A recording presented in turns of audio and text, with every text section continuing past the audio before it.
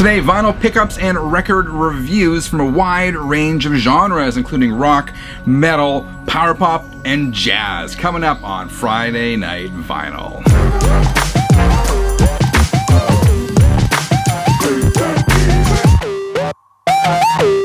Hi, my name is Frank. It's Friday. That means time to kick back, relax, and talk music. How the heck are you doing, 33ers? Hope you had a good week. Hope summer is treating you well. Check this out.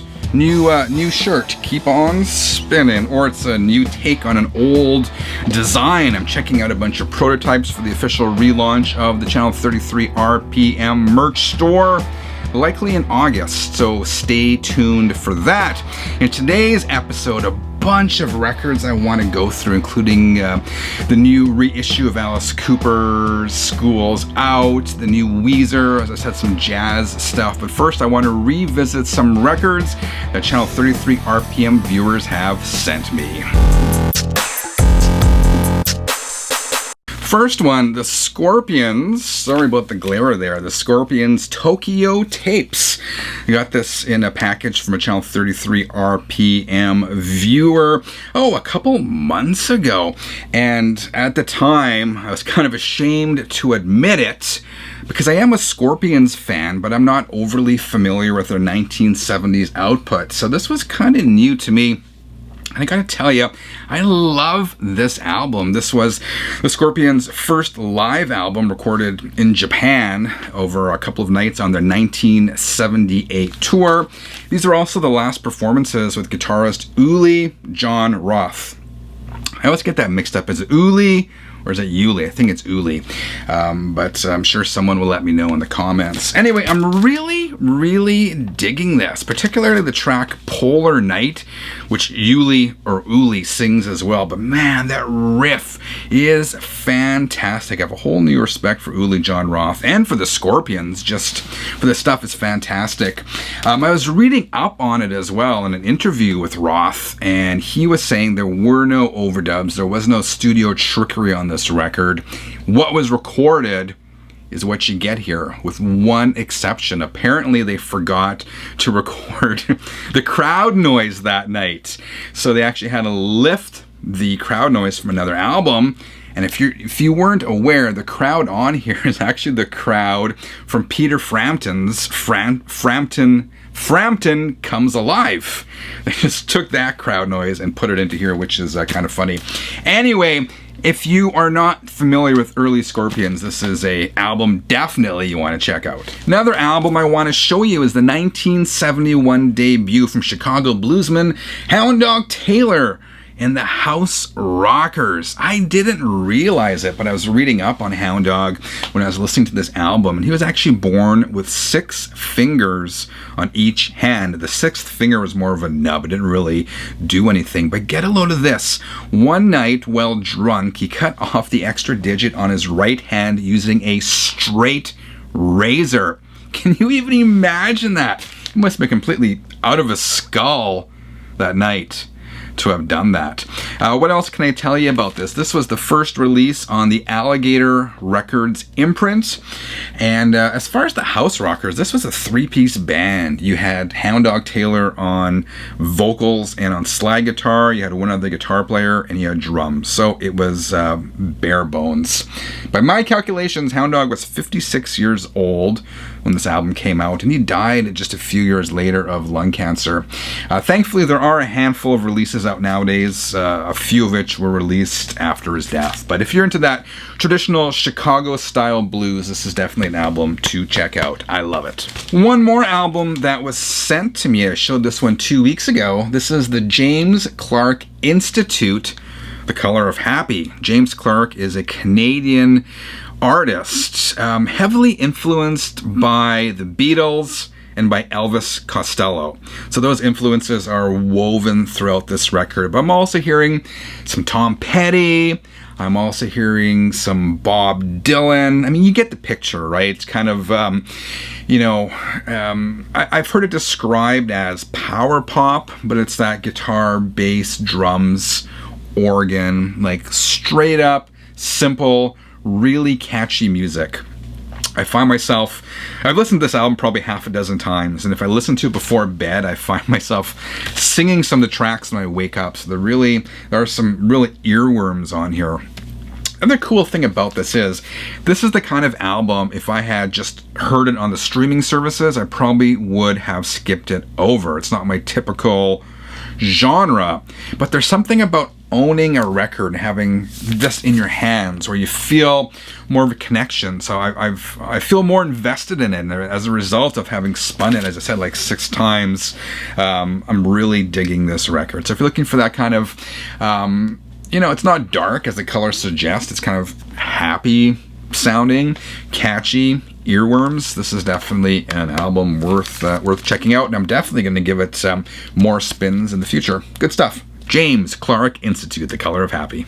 On to my recent pickups, and this is one I wasn't sure if I was going to pick it up, but I ended up pre-ordering it, and this is the new reissue of Alice Cooper's School's Out. I believe this is celebrating the 50th anniversary. And obviously I have, I'm an Alice Cooper nerd, so I have a couple other pressings of this, including the original with the desk and the panties. But I was really curious about this one. My hesitation is the fact that this is on the Friday Music label. And I've had really mixed results with Friday Music. I thought their reissue of Alice Cooper Killer that came out a couple of years ago was not very good. In fact, I thought that record sounded really dull and lifeless. So my expectations were kind of low, and I was thinking, Frank, given that experience, what the heck are you doing pre-ordering this? But I'm happy to report this album actually sounds really good, and I was pleasantly surprised. Not only that, the packaging recreates the original packaging of the record, whereas the cover is a old school desk, and you open it up, and you got a picture of the band, and this is sort of the inside of the desk. And the back of the album jacket, this is die cut, and I haven't opened it, but the idea is if you do, the legs come out, so you got the legs of the desk, it opens on top. So that was pretty cool. And inside, here's the record on Friday label. Inside, it comes with a recreation of the original panties that came on the original record. In this case, I have it wrapped around an Ozzy Osbourne record, and I have it in plastic. The way it came, it was just kind of crumpled up and stuck in the jacket. I feel kind of odd reviewing a pair of ladies' undergarments, but I gotta tell you, the quality of these undergarments is not great. As I said, I have the original panties that came in the original album, and again, I feel odd reviewing that aspect of the record, but they're more durable. This is super, super thin. Like, honestly, you look at this wrong and it falls apart. I mean, so this is the definition of a novelty. Nonetheless, it's cool to have. The other thing I noticed is that the album cover is a lot more dull than the original. I mean, this looks like a copy of a copy if you put them side by side. I mean, small thing, right? The bottom line is that it sounds really good. Now here's a tip. If you're looking to get this, I got mine, I think I got it from deepdiscount.com. It cost me $32 US. If you want to spend a little more, Good Records out of Texas has an exclusive version, I think, for $40 US.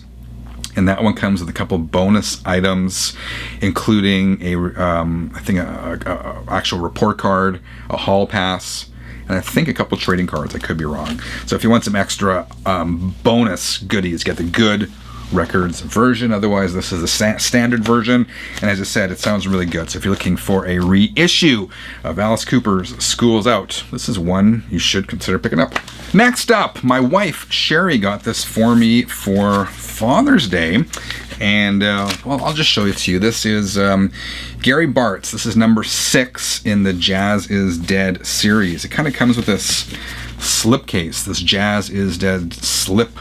I don't know what I call it, a slipcase. I'm not sure what you call it, but you slide the record. Pardon me.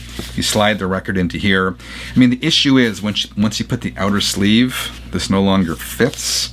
So it's kind of a bummer. So I have this separate now. And I just had it over there. If you're not familiar with Jazz is Dead, here's the concept. I made a note of this. It's to pair two contemporary producers with a series of revered jazz musicians. So the two contemporary producers responsible for the Jazz is Dead series are one, Adrian Young. It's a producer, a composer. He owns a music store in Los Angeles called Art Form Studio. And the second guy is Ali Shaheed Muhammad, if I got that pronunciation right. He's a DJ and rapper, best known as being a member of Tribe Called Quest. And this is number 6 in the series. I think they're on 7 or 8 now. My wife also pre-ordered the number 7 for me. It was supposed to have come out already, but it still hasn't arrived yet. Anyway, in this one they team up with Gary Bartz. Gary's in his 80s, jazz saxophonist, super talented guy. As a matter of fact, everyone in this album is super talented. You got to really play it loud to appreciate it, particularly the rhythm section, the drums and bass. Fantastic. So if you are into that sort of stuff, check out number 6 in the Jazz is Dead series with Gary Bartz. But really, any of the albums in the Jazz is Dead series are fantastic, and I absolutely love the concept of matching old with new. Anyway, very cool. They call this Jazz is Dead, but obviously, as this album shows us, jazz is not dead. Next up, an album that was on my most wanted list for the longest time, and this is Judas Priest Metalworks 73 to 93. This was a best of compilation that came out in 1993. Back in the day, as a new release, I bought it on CD. I have the double cassette, and now I have the double vinyl. When I say it is a personal grail, I guess so. It's definitely a record I was after for, as I said, a long time. I'm a big Judas Priest nerd, and I wanted this for my collection. I think it's a fantastic compilation. I mean, the issue with this one is that there's well over 30 tracks on 2 records, and when you put that many songs on an LP, the fidelity is going to suffer. So the bottom end had to be cut back a little bit. So it doesn't sound, it's not a 10 on 10, but it sounds really good. I bought this one off Discogs. As I said, I've been looking for it for the longest time, and one night I had a couple beverages, and I was on my phone and I saw it there, and I hit make an offer. The guy wanted 100 euros for it. I offered him 90, not thinking he would accept it. Then I woke up the next morning and he did accept it. So and it shipped really fast. This is a UK press, and as I said, 90 euros, but this is near mint all the way around, and you don't find that too often. So I still am very happy with it, and I have listened to it several times, and it's going to be a valuable part of my Judas Priest collection. Next up, the new album from Weezer, Van Weezer. And I am not typically a Weezer kind of guy.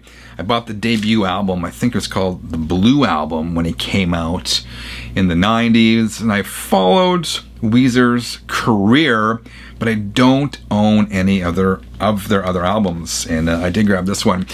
I go to this place, this barbershop, to get my haircut, and it's half barbershop, half record store, so I spotted it on the way out and I grabbed it. I'd read an interview in Guitar World with a guitarist singer, I believe his name is Rivers, and he was talking about how this album is an homage, a tribute to the metal music he grew up listening to. So, I mean, it piqued my interest. I grabbed it. I'm still not a huge Weezer kind of fan. A lot of their songs are similar. It's kind of that 3-chord, catchy kind of stuff, or like many of their songs just kind of like da da ch da da ch da da, that kind of stuff, and there's more of that on here, but it's a fun listen. There's some earworms on here. Stuff is going to get stuck in your head, and it's Weezer. This one is on pink vinyl. Those are my recent pickups, dear 33ers. Let me know what you thought in the comments below. Do you have any of these albums? Was I bang on with my review, or was I completely wrong? I would love to know. Otherwise, if you dug this video, I would also appreciate a quick thumbs up. It's those small little things that really do help this channel continue to grow. Otherwise, I hope each and every one of you have a great week. Until next time, keep on spinning.